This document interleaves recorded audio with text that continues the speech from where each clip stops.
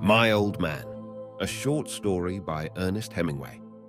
I guess looking at it now, my old man was cut out for a fat guy, one of those regular little roly fat guys you see around, but he sure never got that way, except a little toward the last, and then it wasn't his fault. He was riding over the jumps only, and he could afford to carry plenty of weight then. I remember the way he'd pull on a rubber shirt over a couple of jerseys and a big sweatshirt over that, and get me to run with him in the forenoon in the hot sun. He'd have maybe taken a trial trip with one of Razzo's skins early in the morning after just getting in from Torino at 4 o'clock in the morning and beating it out to the stables in a cab, and then with the dew all over everything, and the sun just starting to get going, I'd help him pull off his boots, and he'd get into a pair of sneakers and all these sweaters, and we'd start out. "Come on, kid," he'd say, stepping up and down on his toes in front of the jock's dressing room. "Let's get moving." Then we'd start off jogging around the infield, once maybe with him ahead running nice, and then turn out the gate and along one of those roads with all the trees along both sides of them that run out from San Siro. I'd go ahead of him when we hit the road, and I could run pretty stout, and I'd look around and he'd be jogging easy just behind me, and after a little while I'd look around again and he'd begun to sweating heavy, and he'd just be dogging it along with his eyes on my back. But when he'd catch me looking at him, he'd grin and say, "Sweating plenty?" When my old man grinned, nobody could help but grin too. We'd keep right on running out toward the mountains, and then my old man would yell, "Hey, Joe!" And I'd look back, and he'd be sitting under a tree with a towel he'd had around his waist wrapped around his neck. I'd come back and sit down beside him, and he'd pull a rope out of his pocket and start skipping rope out in the sun with the sweat pouring off his face, and him skipping rope out in the white dust with the rope going cloppity, cloppity, clop, clop, clop, and the sun hotter, and him working harder up and down a patch of the road. Say it was a treat to see my old man skip rope too. He could whir it fast or lop it slow and fancy. Say you ought to have seen wops look at us sometimes when they'd come by going into town, walking along with big white steers hauling the cart. They sure looked as though they thought the old man was nuts. He'd start the rope whirring till they'd stop dead still and watch him, then give the steers a cluck and a poke with the goad and get going again. When I'd sit watching him working out in the hot sun, I sure felt fond of him.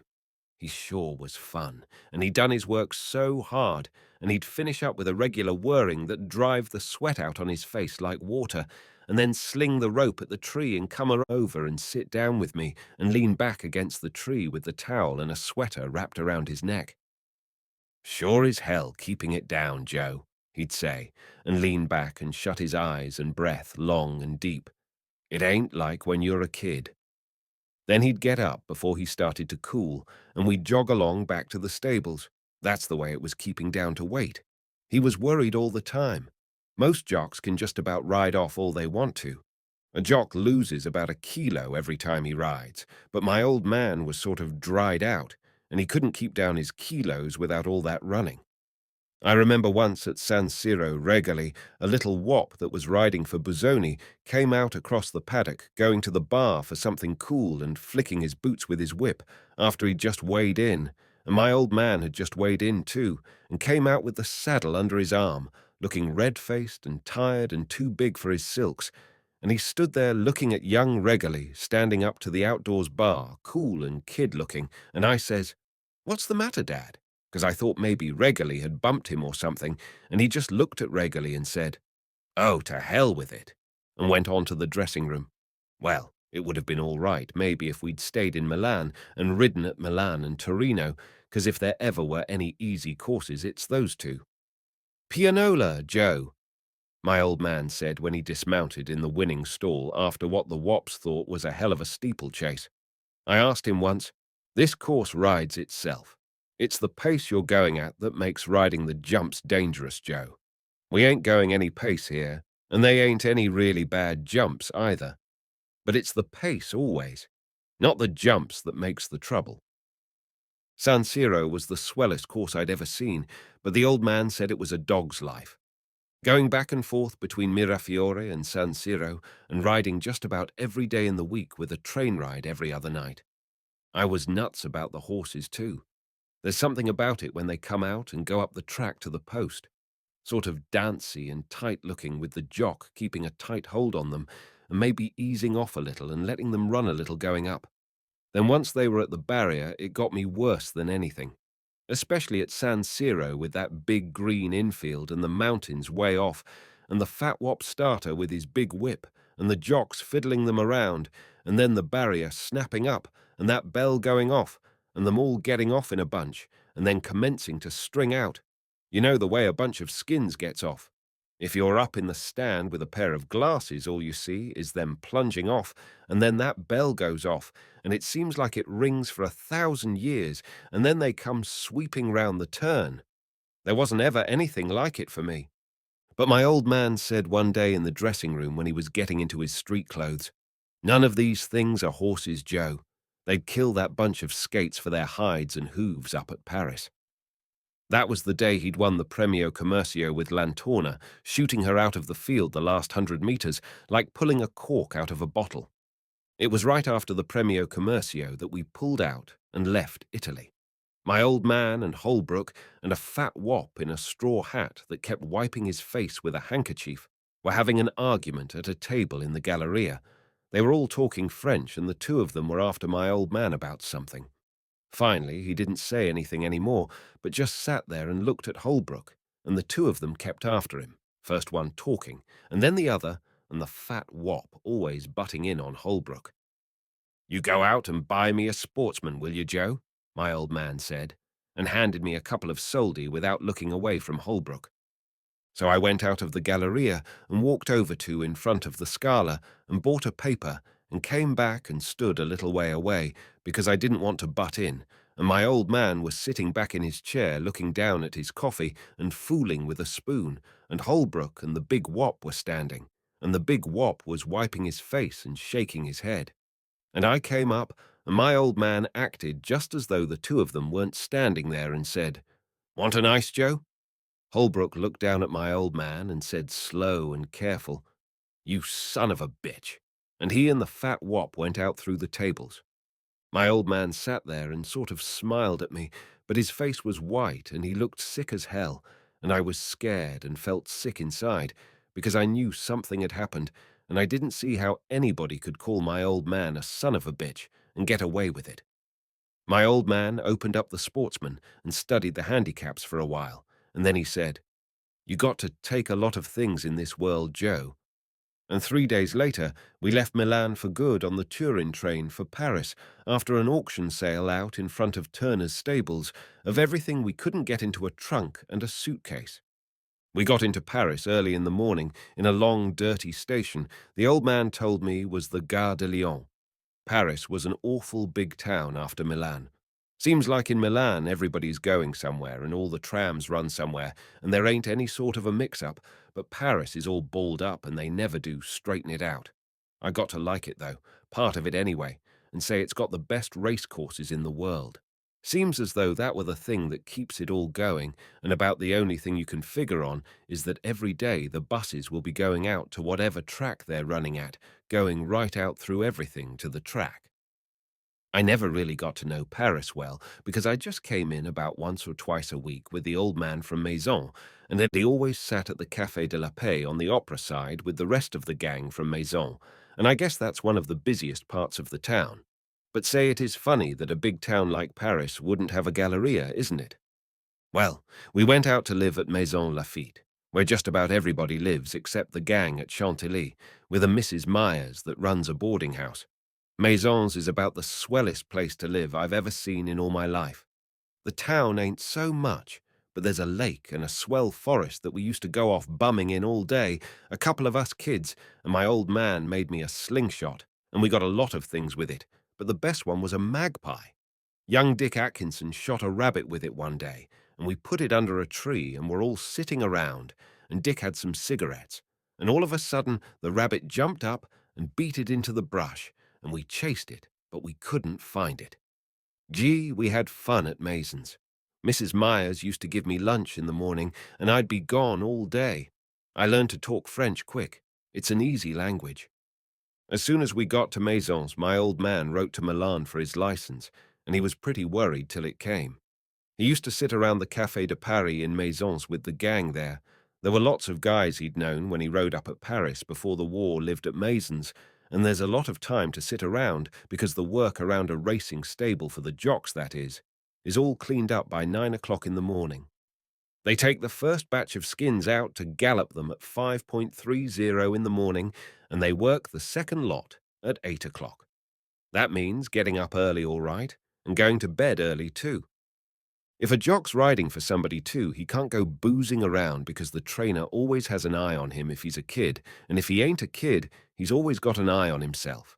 So mostly, if a jock ain't working, he sits around the Café de Paris with the gang, and they can all sit around about 2 or 3 hours in front of some drink like a vermouth and seltz, and they talk and tell stories and shoot pool, and it's sort of like a club or the Galleria in Milan, only it ain't really like the Galleria, because there everybody is going by all the time, and there's everybody around at the tables. Well, my old man got his license all right. They sent it through to him without a word, and he rode a couple of times. Amiens, up country and that sort of thing, but he didn't seem to get any engagement. Everybody liked him, and whenever I'd come into the cafe in the forenoon, I'd find somebody drinking with him because my old man wasn't tight like most of these jockeys that have got the first dollar they made riding at the World's Fair in St. Louis in 1904.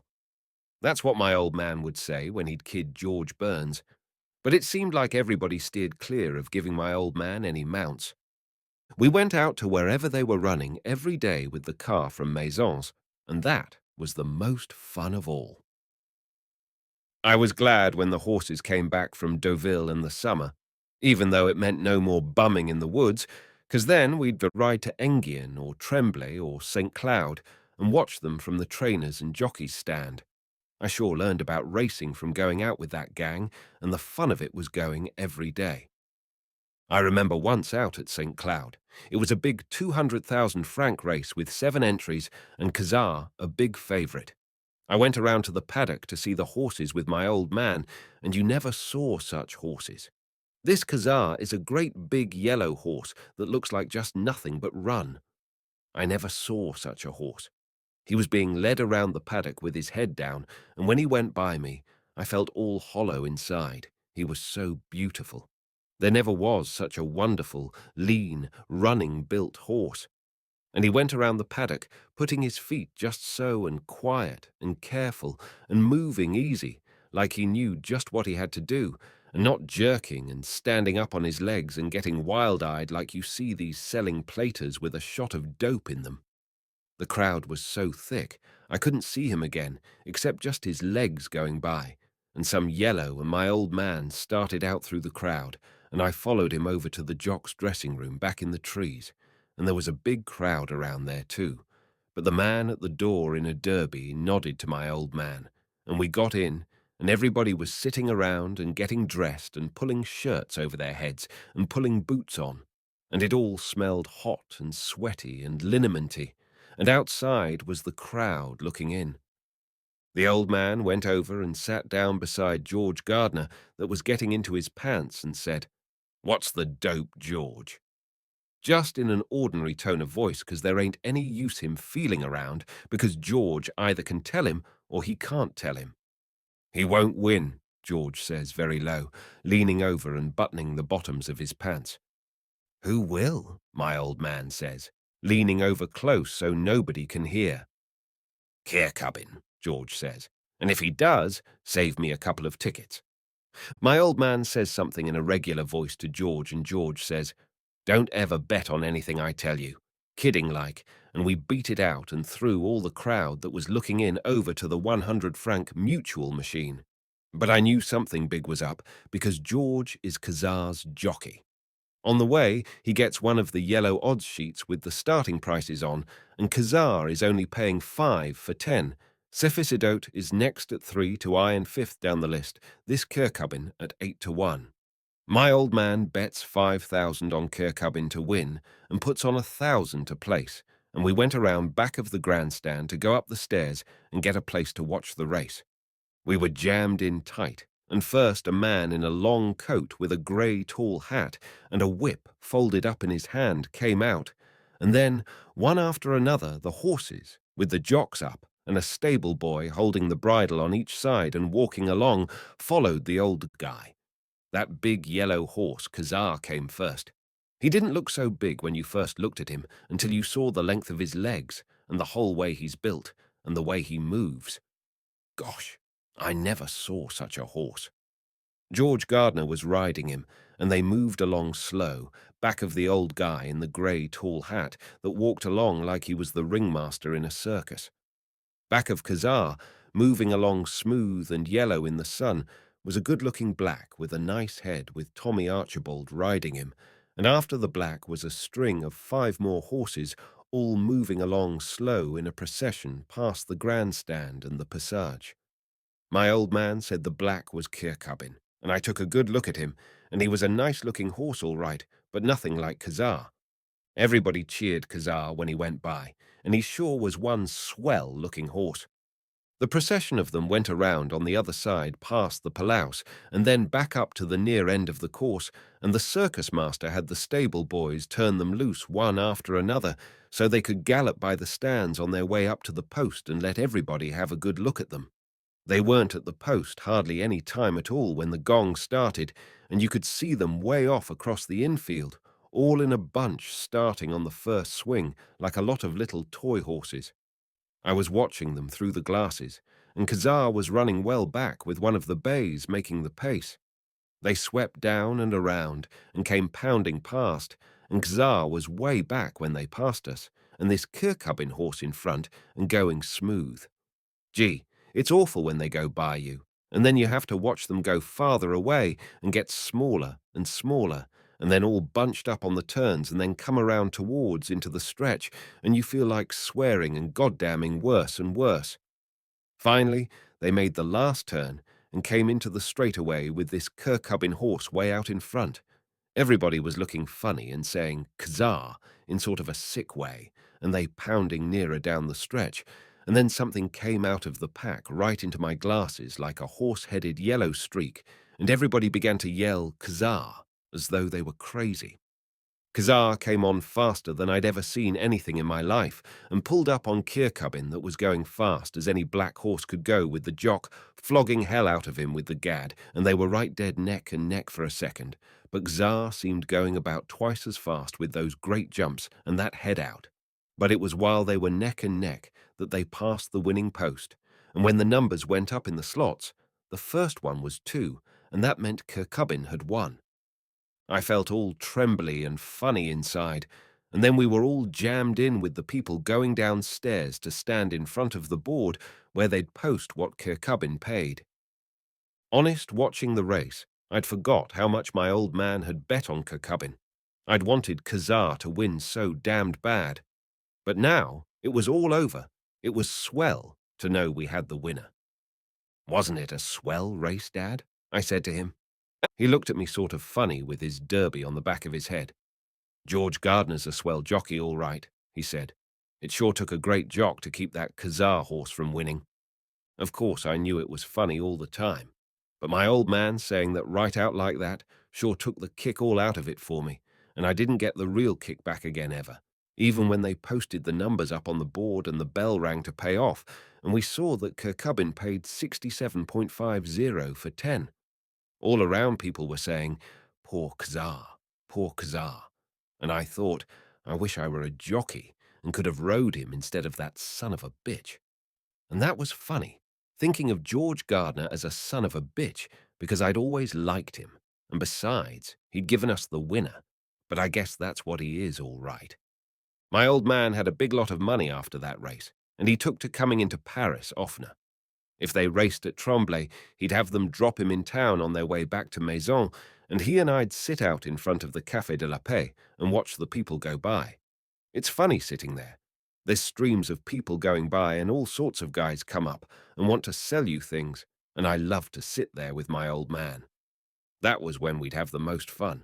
Guys would come by selling funny rabbits that jumped if you squeezed a bulb, and they'd come up to us, and my old man would kid with them. He could talk French just like English, and all those kind of guys knew him because you can always tell a jockey. And then we always sat at the same table, and they got used to seeing us there. There were guys selling matrimonial papers and girls selling rubber eggs that when you squeezed them, a rooster came out of them, and one old wormy-looking guy that went by with postcards of Paris showing them to everybody. And of course, nobody ever bought any. And then he would come back and show the underside of the pack, and they would all be smutty postcards, and lots of people would dig down and buy them. Gee, I remember the funny people that used to go by. Girls around supper time looking for somebody to take them out to eat, and they'd speak to my old man, and he'd make some joke at them in French, and they'd pat me on the head and go on. Once there was an American woman sitting with her kid daughter at the next table to us, and they were both eating ices, and I kept looking at the girl, and she was awfully good looking, and I smiled at her, and she smiled at me. But that was all that ever came of it, because I looked for her mother and her every day, and I made up ways that I was going to speak to her, and I wondered if I got to know her if her mother would let me take her out to Auteuil or Tremblay, but I never saw either of them again. Anyway, I guess it wouldn't have been any good anyway, because looking back on it, I remember the way I thought out would be best to speak to her was to say, "Pardon me, but perhaps I can give you a winner at Enghien today." And after all, maybe she would have thought I was a tout instead of really trying to give her a winner. We'd sit at the Café de la Paix, my old man and me, and we had a big drag with the waiter, because my old man drank whiskey, and it cost 5 francs, and that meant a good tip when the saucers were counted up. My old man was drinking more than I'd ever seen him, but he wasn't riding at all now, and besides, he said that whiskey kept his weight down. But I noticed he was putting it on all right, just the same. He'd busted away from his old gang out at Maisons and seemed to like just sitting around on the boulevard with me. But he was dropping money every day at the track. He'd feel sort of doleful after the last race if he'd lost on the day, until we'd get to our table and he'd have his first whiskey, and then he'd be fine. He'd be reading the Paris Sport, and he'd look over at me and say, "Where's your girl, Jo?" To kid me on account I had told him about the girl that day at the next table, and I'd get red, but I liked being kidded about her. It gave me a good feeling. "Keep your eye peeled for her, Jo," he'd say. "She'll be back."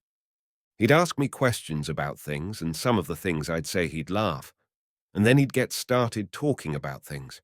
About riding down in Egypt or at St. Moritz on the ice before my mother died, and about during the war when they had regular races down in the south of France without any purses or betting or crowd or anything, just to keep the breed up. Regular races with the jocks riding hell out of the horses. Gee, I could listen to my old man talk by the hour, especially when he'd had a couple or so of drinks. He'd tell me about when he was a boy in Kentucky and going coon hunting and the old days in the States before everything went on the bum there. And he'd say, "Joe, when we've got a decent stake, you're going back there to the States and go to school." What have I got to go back there to go to school for when everything's on the bum there?" I'd ask him. "That's different," he'd say, and get the waiter over and pay the pile of saucers, and we'd get a taxi to the Gare Saint-Lazare and get on the train out to Maison. One day at Auteuil, after a selling steeplechase, my old man bought in the winner for 30.000 francs. He had to bid a little to get him, but the stable let the horse go finally, and my old man had his permit and his colours in a week. Gee, I felt proud when my old man was an owner. He fixed it up for stable space with Charles Drake and cut out coming into Paris and started his running and sweating out again, and him and I were the whole stable gang. Our horse's name was Guilford. He was Irish bred and a nice, sweet jumper. My old man figured that training him and riding him himself, he was a good investment. I was proud of everything, and I thought Guilford was as good a horse as Kazar. He was a good, solid jumper a bay, with plenty of speed on the flat if you asked him for it, and he was a nice-looking horse, too. Gee, I was fond of him. The first time he started with my old man up, he finished third in a 2.500-metre hurdle race, and when my old man got off him, all sweating and happy in the place stall and went into weigh, I felt as proud of him as though it was the first race he'd ever placed in. You see, when a guy ain't been riding for a long time, you can't make yourself really believe that he has ever rode. The whole thing was different now, because down in Milan, even big races never seemed to make any difference to my old man. If he won, he wasn't ever excited or anything, And now it was so I couldn't hardly sleep the night before a race, and I knew my old man was excited too, even if he didn't show it. Riding for yourself makes an awful difference. Second time Guilford and my old man started was a rainy Sunday at Auteuil in the Prix du Marat, a 4.500-meter steeplechase. As soon as he'd gone out, I beat it up in the stand with the new glasses my old man had bought for me to watch them. They started way over at the far end of the course, and there was some trouble at the barrier. Something with goggle blinders on was making a great fuss and rearing around and busted the barrier once, but I could see my old man in our black jacket with a white cross and a black cap sitting up on Guilford and patting him with his hand. Then they were off in a jump and out of sight behind the trees, and the gong going for dear life, and the pari-mutuel wickets rattling down.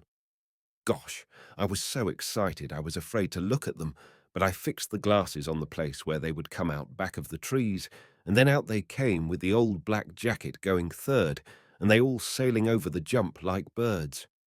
Then they went out of sight again, and then they came pounding out and down the hill and all going nice and sweet and easy, and taking the fence smooth in a bunch and moving away from us all solid. Looked as though you could walk across on their backs, they were all so bunched and going so smooth. Then they bellied over the big double bullfinch and something came down. I couldn't see who it was, but in a minute the horse was up and galloping free, and the field, all bunched still, sweeping around the long left turn into the straightaway. They jumped the stone wall and came jam down the stretch toward the big water jump right in front of the stands. I saw them coming and hollered at my old man as he went by, and he was leading by about a length and riding way out over and light as a monkey, and they were racing for the water jump. They took off over the big hedge of the water jump in a pack, and then there was a crash, and two horses pulled sideways out off it and kept on going, and three others were piled up. I couldn't see my old man anywhere. One horse neared himself up, and the jock had hold of the bridle and mounted, and went slamming on after the place money. The other horse was up and away by himself, jerking his head and galloping with the bridle rein hanging, and the jock staggered over to one side of the track against the fence. Then Guilford rolled over to one side off my old man and got up and started to run on three legs with his off hoof dangling, and there was my old man lying there on the grass, flat out with his face up and blood all over the side of his head. I ran down the stand and bumped into a jam of people and got to the rail, and a cop grabbed me and held me, and two big stretcher bearers were going out after my old man, and around on the other side of the course I saw three horses, strung way out, coming out of the trees and taking the jump. My old man was dead when they brought him in, and while a doctor was listening to his heart with a thing plugged in his ears, I heard a shot up the track that meant they'd killed Guilford. I lay down beside my old man when they carried the stretcher into the hospital room and hung onto the stretcher and cried, and he looked so white and gone and so awfully dead, and I couldn't help feeling that if my old man was dead, maybe they didn't need to have shot Guilford. His hoof might have got well. I don't know. I loved my old man so much. Then a couple of guys came in, and one of them patted me on the back and then went over and looked at my old man and then pulled a sheet off the cot and then spread it over him. And the other was telephoning in French for them to send the ambulance to take him out to Mason's. And I couldn't stop crying and choking sort of. And George Gardner came in and sat down beside me on the floor and put his arm around me and says, "Come on, Joe, old boy. Get up and we'll go out and wait for the ambulance." George and I went out to the gate, and I was trying to stop bawling, and George wiped off my face with his handkerchief, and we were standing back a little ways while the crowd was going out of the gate, and a couple of guys stopped near us while we were waiting for the crowd to get through the gate, and one of them was counting a bunch of mutual tickets, and he said, "Well, Butler got his all right." The other guy said, "I don't give a good goddamn if he did, the crook. He had it coming to him on the stuff he's pulled." "I'll say he had," said the other guy, and tore the bunch of tickets in two. And George Gardner looked at me to see if I'd heard, and I had all right, and he said, "Don't you listen to what those bums said, Joe. Your old man was one swell guy." But I don't know. Seems like when they get started, they don't leave a guy nothing.